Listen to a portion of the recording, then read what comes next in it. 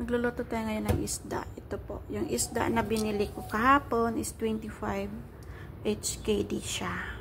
Fresh pa siya, kaso lang hindi ko siya naluto kahapon kasi ngayon ko siya lulutuin, guys. Ito. Ipe-prepare natin siya ngayon. Yan.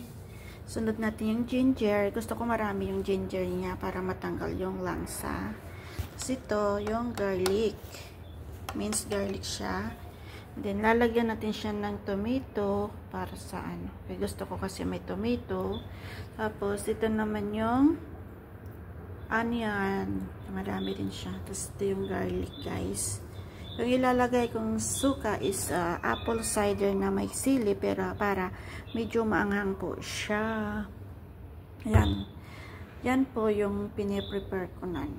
Dinurog ko lang siya kasi wala kaming buo durog na paminta, kaya dinurog ko na lang siya, guys. Yan, ipiprepare natin ngayon. Ayan po yung ating first layer, guys. Yan, nilagay ko muna siya, tapos lalagay natin ulit yung isda. Ayan. Yan, guys. Yan. Ayusin natin. Malinis to yung kamay ko kasi nagugas ako ng tubig din.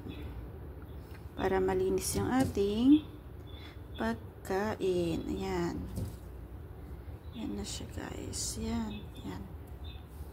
Tapos, yung iba kasi gusto ko mag-prito. Yan. Tama na to, guys. Kasi yung iba, ito kasi ipiprito ko to siya para may ulam ako. Right, yan lang. Tapos, ubusin na natin kalagay yung ating ginger. Ayan. Para matanggal yung kanyang langsa.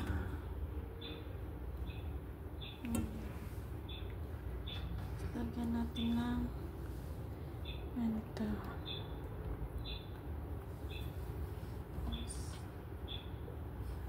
Ubusin na natin yung kanyang kamatis, guys.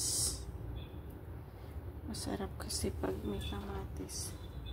Hindi naman siya mapapanis kasi ilalagay ko siya sa rip mamaya. Pag naluto na siya, yan. Ganyan akong magluto. Ang daming ingredients. Wala lang akong gulay na ilalagay kasi ayaw ko lagyan siya ng talong. Yan. O, diba? Tapos, uubusin na natin yung kanyang yan. Ito, paminta to, guys, ha. Uubusin ko na to para mas masarap. Yan. O, diba? Yan. Ayan siya. Tapos, lalagyan natin siya ng soka. Apple cider yung nilalagay ko, guys. Ayan, itong soka lang ilalagay ko. Hindi ko siya lalagyan ng sili. Ay, nalaglag siya. Ayan mo na. O, diba? Ay, nalaglag ulit.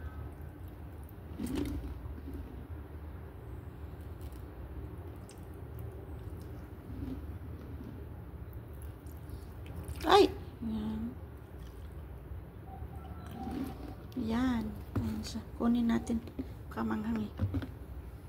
Ayan, kasi binabad ko na yan siya, guys. Nilalagay ko is toyo, hindi asin. Mas gusto ko yung toyo, guys. Parang adobo siya. Ganon. Yan. Parang konti. Dagdagan natin. Lagyan natin siyang konting mantika, guys. Yan. Yan.